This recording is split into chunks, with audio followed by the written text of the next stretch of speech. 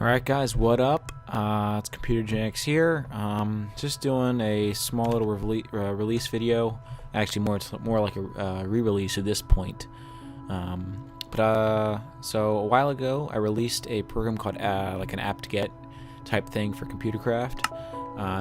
Kind of have you have packages that you actually use through the developer portal that is actually available online that I set up, and it's pretty cool. I've been working on a lot of improvements for it, and anyone can create an account. Obviously it's free, and you basically just have to add like this one file into your GitHub, and it kind of points the program, and then the website gets that file and tells this where to download files from, and it'll install it in like a specified architecture type thing that you specify in that file.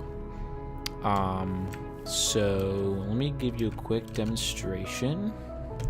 So I'm working on a I have a network discovery program called it's called NetWisp, and it'll actually what's I'm looking for, poke around on a network, anything that's connected to via like the hard line or the LAN cable, and it'll give you its neighbors, open channels, and that type of stuff. But that's not this video is not about that.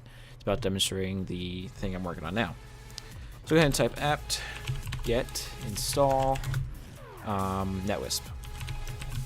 Now you make up your package names. We actually have a package browser at the website that you can go through, look at all the available packages. This is one of them, NetWisp, so we're going to run that. Alright, so the top total size, that's currently how much is on your computer. It's not how big the NetWisp package is. That's I have to fix that, but right now that's what that symbolizes. It'll go through, check the show that HTTP is enabled, checking repo. It's just going to kind of like ping out to the website to make sure I can reach it. It's then going to find the package. In this particular case, it was called NetWisp, and it found that.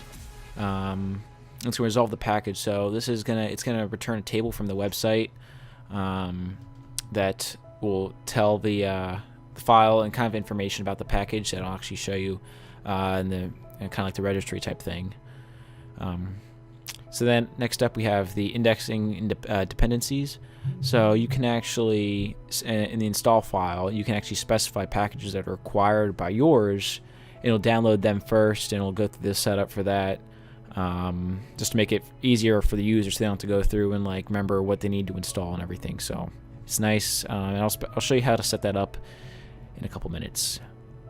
All right, so it's going to create a temporary directory. It'll actually create a temp that you can actually extract your package to if you want, and then you can actually run this thing called a post action, that you can take things out of there, do configuring, whatever. So yeah. Now actually right here between these two, I'm pretty sure between those two, you can actually run this thing called a pre-action. So let me actually pull this up. Alright, so I was running some tests there. Here we go. So this is an install file that I have been I was working on for an OS I'm currently doing. So this is basically, it's a table called install and return install, but this is a pre-action. So it's a function that always returns true, or else it won't execute. And so if you need to do any prep for the system or for the computer, for example, this one just clears up a system folder if this previously existed. We'll run that, and then you can actually do post actions. So if you need to do a reboot, that's how you do it right there. All right, so back over here. All right. So then it'll go ahead and download your package files. This is the thing that you see here is actual specified from the install file that tells it where to download it to. And it'll add it to the registry. This is the registry right here. It's not anything special. It just gives you the version, where everything was installed, if you require any dependencies, the name of the package, and the author, in case you wanted to look at that. Cleanup files, it just deletes your temp directory. And actually, you don't see it, but right here it'll actually in the beginning it converts, kind of saves a base 64 version of all the files prior to adding any through the downloader to the package manager.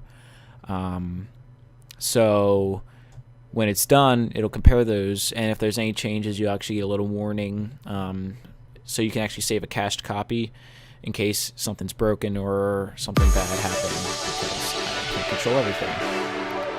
And then it'll just tell you if it detected any new files, and if any files were removed in the event of like a post-action or pre-action. Anything that modifies files, you'll know the stats there. And it just says done.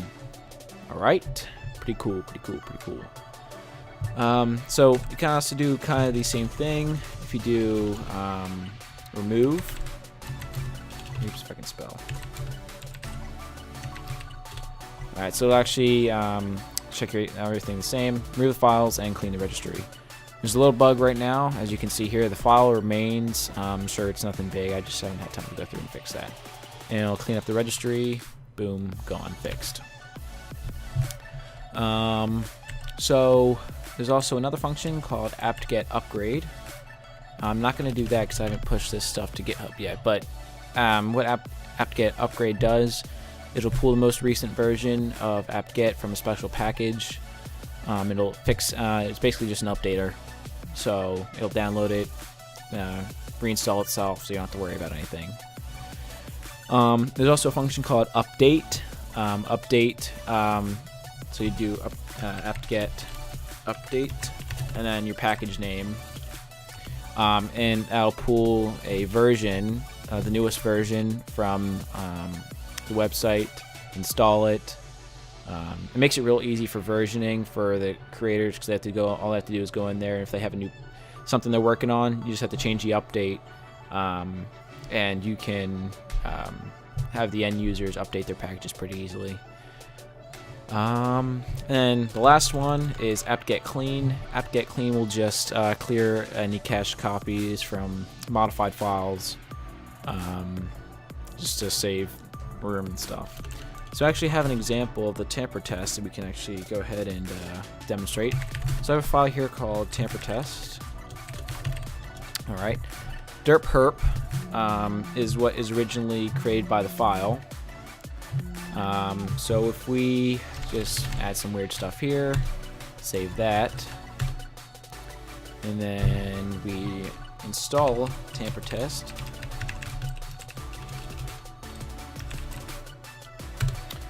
Alright, so this is what I was talking about, the pre-action stuff. It'll ask you to, if you want to execute the pre-action, you can say no, and it'll just skip that. Default is yes, it will execute, as the big Y here denotes, but you don't have to enter anything, you just hit enter and it'll automatically select yes. It'll run that. Null is just something stupid. Add the package. Post action will just delete that null file. Alright, so you can see here the file has changed, tamper test, cached original. So as you can, from the original file we had over here, tamper test, I had all those weird things. So let's say that was like the original file that I put 10 hours of work into, and then some mean person, we'll just say that, wants to mess with stuff, or like you change your startup file without asking, in case it's malicious or anything. You can actually cache the original, so you don't have to worry about that at all. So just, yep, and done. And if you come over here, cache files, tamper test, there's our original one. So it's kind of like a backup thing, and then it's actually a good time to demonstrate the clean. Get clean, and it's gone. Nice and easy. Alrighty then. So like I said, it's kind of gone through a big overhaul. It's at around 1,200 lines now. Was it 900? So went through, added some base 64 stuff, table comparing. There are a couple more improvements coming down the line to be able to view your packages and run kind of like a bulk update, just to check for all installed packages and their updates, in case you need to do that. Is there anything else? Let's see. I guess I can go through and demonstrate or show you the portal. So the website is lnetteam.ddns.net. Yes, it is free domain because I am cheap. So if you click home, actually let's log out. See hi, welcome guest, free repo library, APT-GET repository for developers, add package to. So these are all the installed packages. Had a couple people, we're kind of like testing out, and they're pretty awesome. So anything with a green check mark is a verified person. So you don't have to worry about those a whole lot. You can actually go down here and click make a package. So you actually have to go into here and log in with your account. It's free to register, so you don't have to worry about that. So we'll go ahead and log in. There's that. Come down to here. So this is where you can create an apt-get package. Here you can specify, I'm not going to read that for you. These are kind of the instructions for creating a repo.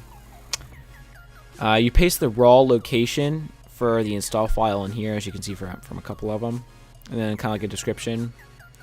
And actually down here is where you can make packages private or public, which means on the home package browser, people can see them. But if you have this checked off, then it's only private. So as you can see, Tamper's private.